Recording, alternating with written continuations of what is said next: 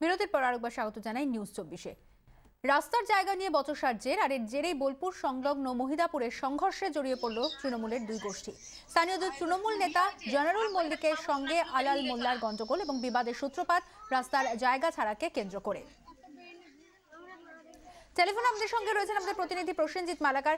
প্রসেনজিৎ, স্থানীয় নেতৃত্বের কি বক্তব্য?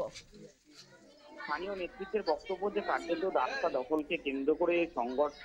যদিও দলীয় যে নেতৃত্ব এই তৃণমূলের গোষ্ঠীদ্বন্দ্বের কথা একবারই অস্বীকার করছেন, তারা বলছেন এটা গ্রাম্য অভিযোগ। যদিও জয়নারুল মোল্লা আলাল মোল্লা দুজনের গ্রামের তৃণমূলের নেতা হলে হিসেবে পরিচিত, এবং যেটা জানা যাচ্ছে যে রাস্তা দখলকে কেন্দ্র করে এই সংঘর্ষের সূত্রপাত, এবং সকাল থেকে বোমাবাজি, গাড়ি ভাঙচুর এবং একজন প্রসূতিও আহত হয়েছেন এই ঘটনায়। মোট 5 জন আহত।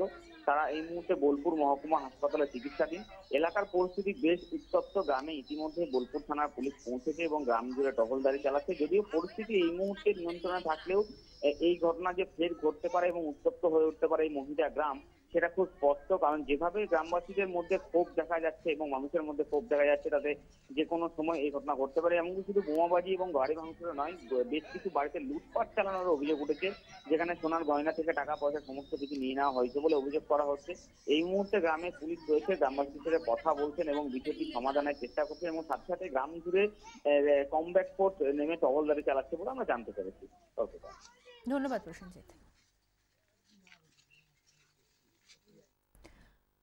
সামান্য ফুচকা খাওয়ার জন্য বাবার কাছে আবদার, রাগের চোটে ছেলেকে খুন করেই দিল বাবা। ঘটনা কোচবিহারের দিনহাটার বলরামপুর রোডের হিমঘর এলাকার।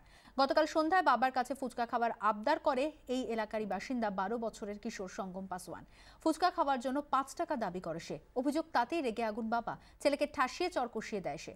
অজ্ঞান হয়ে যায় কিশোর, ছেলেকে বাঁচাতে গিয়ে আক্রান্ত হয় মাও। মারধরে জ্ঞান হারান তিনিও। এরপর ছেলেকে গলায় ফাঁস দিয়ে ঝুলিয়ে দেয় অভিযুক্ত লক্ষণ পাসওয়ান। দিনহাটা থানায় কিশোরের দিদা অভিযোগ দায়ের করেছে। পুলিশ ঘটনার তদন্ত শুরু করেছে।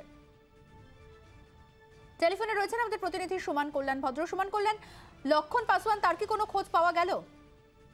দেখো, এখনো পর্যন্ত তার কোনো খোঁজ পাওয়া যায়নি। পুলিশও তাকে খুঁজছে। তার বিরুদ্ধে অভিযোগও দায়ের করেছেন তাদের পরিবারের মৃতার দিদা, এবং তারপর থেকে কিন্তু তাকে তিনি বেপাত্তা।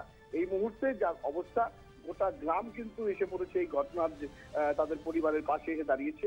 এই কারণে কেন এই পরিস্থিতি হঠাৎ উদ্ভব হলো, তাই নিয়ে কিন্তু একটা প্রশ্ন চিহ্ন দেখা দিয়েছে। তবে যে মর্মান্তিক ঘটনা ঘটেছে তার জন্য কিন্তু সকলেই এর উপযুক্ত বিচার চাইছেন অর্পিতা। ধন্যবাদ।